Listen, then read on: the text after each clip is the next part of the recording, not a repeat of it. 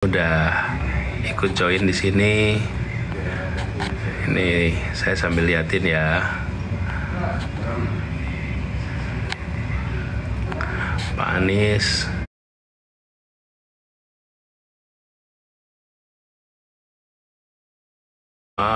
Insya Allah nanti ini siapa nih politik kocak. Insya Allah nanti tercapai yang direncanakan kalau pengen jadi dosen ya. Iya, dulu saya gitu. Saya kepengen jadi dosen waktu saya kuliah. Nah ini apa ya? Coba merumuskan. Berarti kalau pekerjaan apa ya kira-kira kerjanya itu? Masa-masa lulus kuliah itu kan kita menentuin arah ya mau kemana gitu. Jadi dulu saya bikin kriteria. Kalau nanti cari pekerjaan, saya bikin kriterianya 3 waktu itu. 3. 1, pekerjaan itu harus secara intelektual memungkinkan belajar terus. Jadi intellectually growing. Yang kedua, financially good. Nggak usah jadi bilioner, nggak usah jadi kaya raya, tapi financially good, hidup mandiri, cukup makmur. Ketiga adalah socially impactful. Jadi saya pengen pekerjaan yang punya dampak sosial, bukan hanya buat pribadi tapi buat masyarakat. Jadi 3 itu kriterianya: intellectually growing, financially good, kemudian socially impactful. Nah dari 3 kriteria itu, waktu itu saya ketemu kesempatan jadi dosen. Dosen itu secara intelektual tumbuh, secara finansial cukup, secara sosial berdampak. Nah mudah-mudahan yang tadi kepengen jadi dosen bukan cuma tercapai, terlampaui. Siapa namanya politik kocak ya. Unik juga namanya.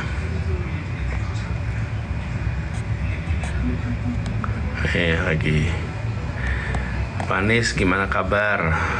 Salam sehat dari supir Jakarta Kerawang. Waduh, Ananda Prabu Singosari. Selamat ya Pak supir, jaga stamina. Kalau lagi tugas gini malam-malam, stay healthy, stay alert.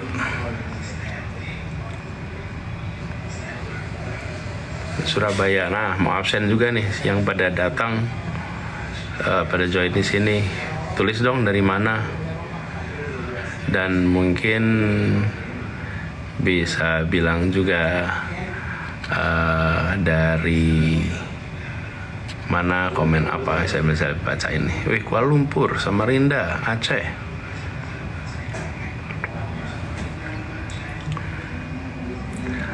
Kapan ke Majalengka? Ya insya Allah nanti saya balik ke Majalengka lagi.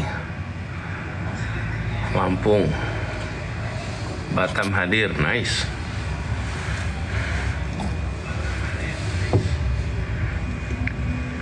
Ini memang menjelang akhir tahun ini kesempatan untuk kita sambil refleks ya.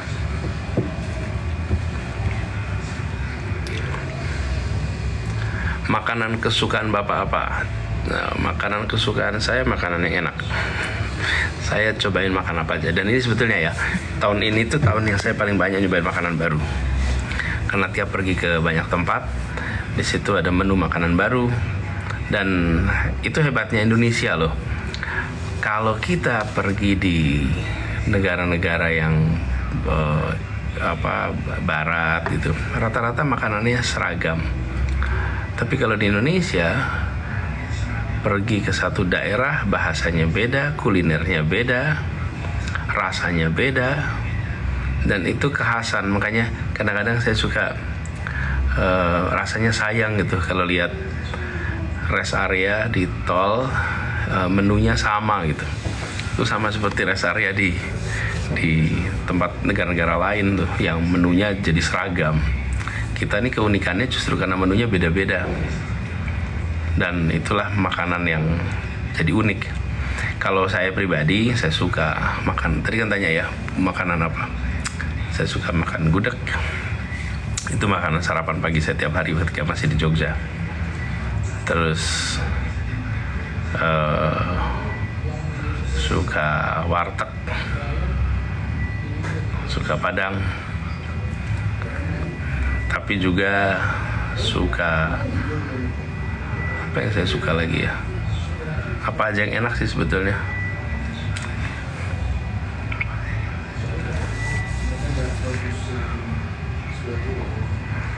Nih kasih petua, boleh nanti saya ngomongin.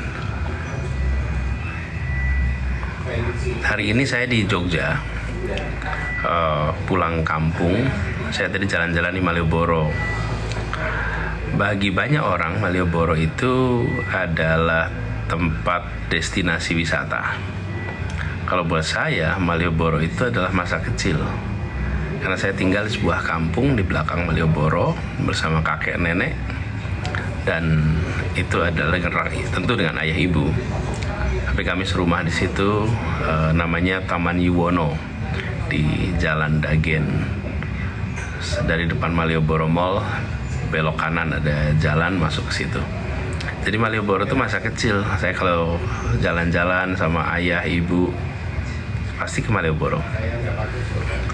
Jadi kalau ke sini itu kembali ke masa kecil. Yang unik kalau datang sama anak-anak, buat mereka Malioboro itu destinasi wisata. Sementara buat saya Malioboro itu masa kecil. Jadi tadi jalan ke sana, sempat mampir lesehan. Lesehannya itu yang saya cobain namanya lesehan terang bulan. Lesehan terang bulan itu udah ada sejak zaman saya sekolah. Jadi tadi ketemu lagi sama yang jual, sempat ngobrol, seru. Terus pulangnya mampir, ada berapa band akustik di situ. Setiap kali saya mampir ke situ pasti dikasih lagu Yogyakarta. Mereka tahu itu lagu favorit.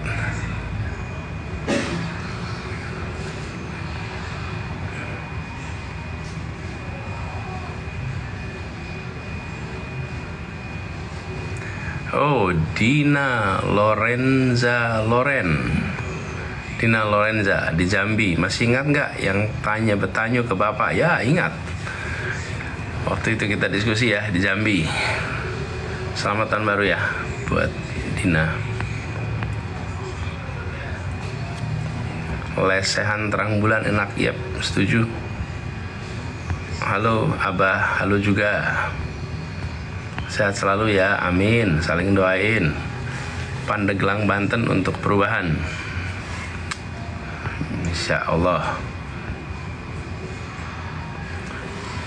Pak kasih semangat yang mau ujian.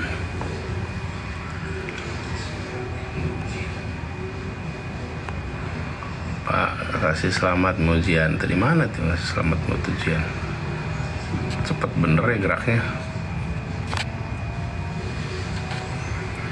Dari gimana sih caranya membaca? Oh, waduh.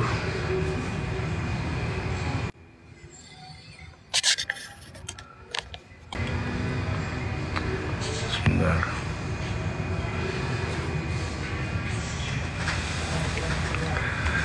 I love you Abah. I love you too. Stay healthy, stay happy, stay busy.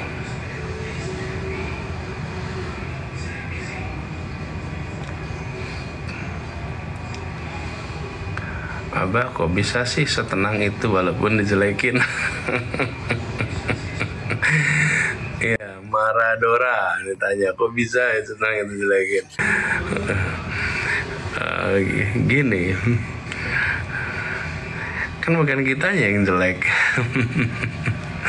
Jadi kalau ada orang yang bilang hal-hal yang bikin kita gak nyaman,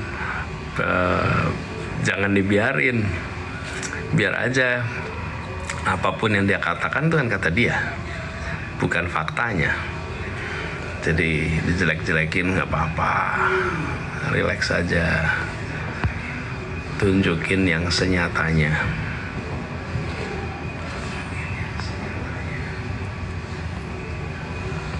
Wonosobo Abah, halo Ibun, selamat ya.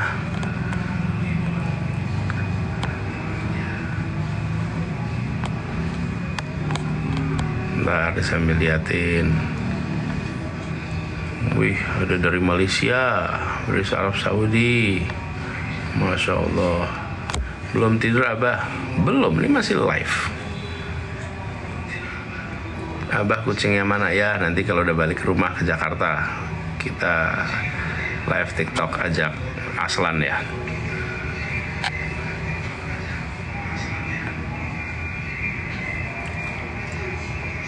Tanah Merah hadir. Halo Tanah Merah, etalase Mamar. Salam ya buat teman-teman Tanah Merah semua. Salam dari PMI Polandia. Pak, tolong notice. Oh, pekerja migran Indonesia di Polandia. Wow. Ini ya, jadi pekerja migran di masa-masa seperti ini tuh penuh tantangan pasti. You have all my sympathy. Jauh dari tanah air, jauh dari keluarga, bekerja untuk kehidupan lebih baik. Setiap kali dengar kabar Indonesia, pasti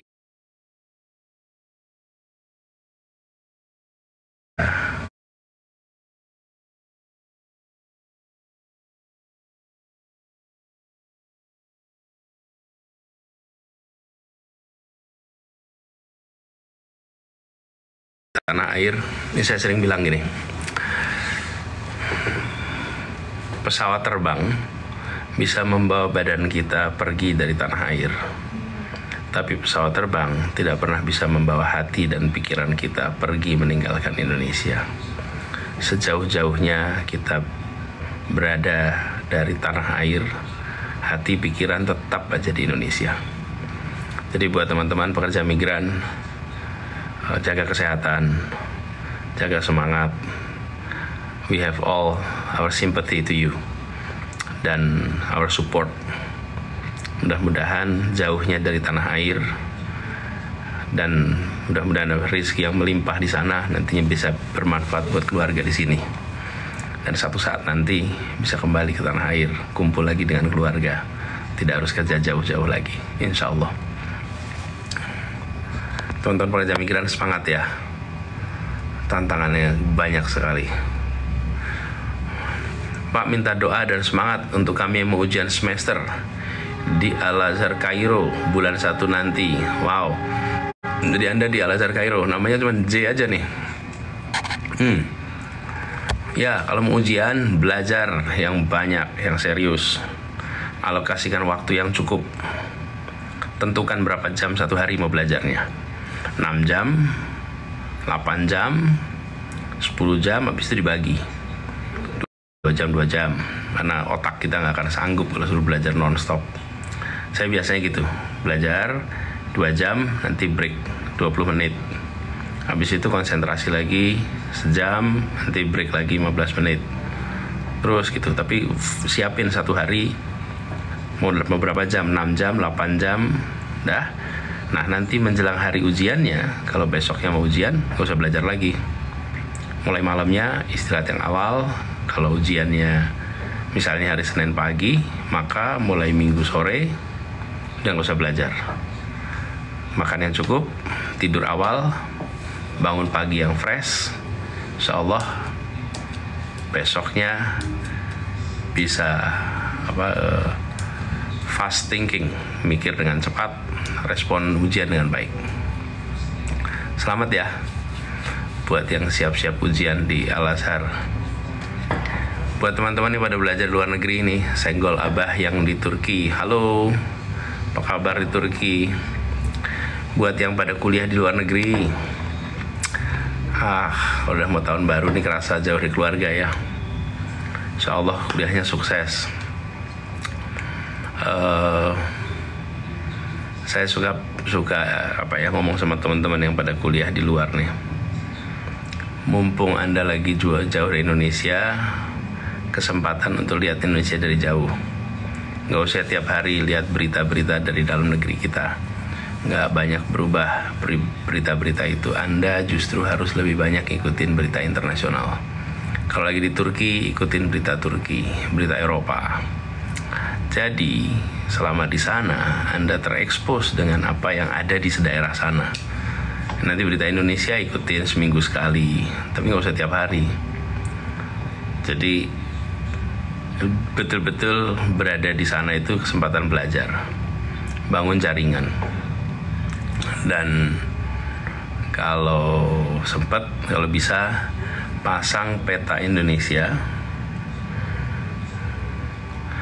di kamar tidur teman-teman. Peta Indonesia aja, dari Sabang sampai Merauke.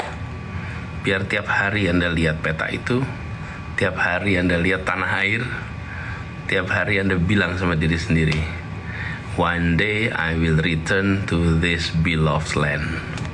One day I will come back to this land. And one day I will be somebody useful to this land. Satu saat saya akan pulang ke tanah air ini. Satu saat saya akan kembali bawa ilmu saya. Satu saat saya akan jadi orang yang bawa manfaat di sana. Mumpung lagi jauh, lihat Indonesia dari jauh.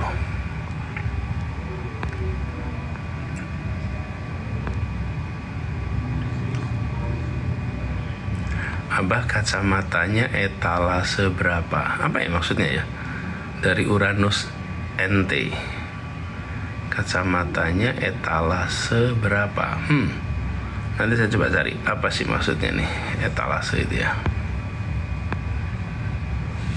Apa ini terminologi baru ya, etalase? Saya coba Google sebentar ya, biar bisa jawab. Etalase kacamata.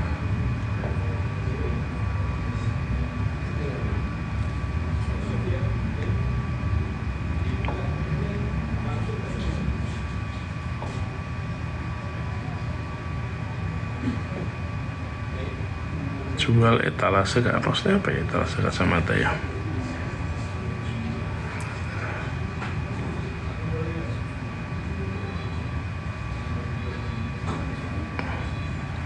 Oh, raknya. Saya nggak pakai rak kacamata. Anyway, saya nggak punya jawabannya.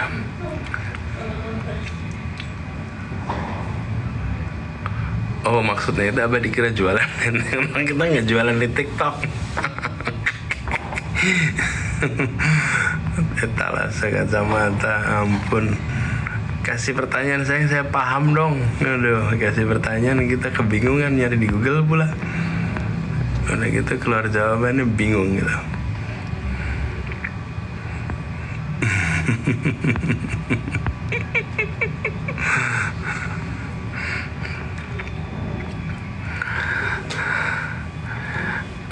Pak, ceritain dong suka duka kuliah di luar negeri ya. Nanti kapan-kapan saya cerita ya, suka duka kuliah di luar negeri.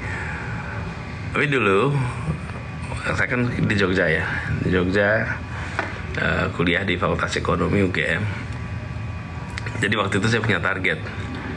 Pokoknya targetnya IP-nya tuh cukup buat daftar beasiswa. IP tinggi sekali bagus, tapi biasanya kalau IP tinggi sekali itu waktu kegiatan di luarnya agak kurang. Jadi dulu ya, saya selalu kalau ditanya berapa SKS yang diambil, saya selalu bilang 24 SKS. 24 SKS, 18 SKS dalam kelas, 6 SKS di luar kelas. Jadi aktif organisasi itu saya anggap SKS, 6 SKS-nya. Kalau yang di ruang kelas, yang tercatat di akademik kampus 18. Terus target IP minimal berapa? Nah, ini sensitif ini. Begitu dibilang IP minimal tuh. IP minimal kalau saya boleh usul, IP minimal itu lihat kalau mau daftar beasiswa S2 berapa IP minimalnya. Nah, kita harus dapat IP segitu. Nggak harus tinggi-tinggi amat. Yang penting kalau mau daftar beasiswa nggak ditolak gara-gara IP. Jadi kalau syarat IP untuk beasiswa 3, ya IP-nya sebaiknya di atas 3. Kalau IP beasiswanya 3,25, ya cari di atas 3,25. Nah, terus dari situ baru cari beasiswanya. Jadi jaga semangat tuh yang pada pengen keluar sekolah lagi ke luar negeri.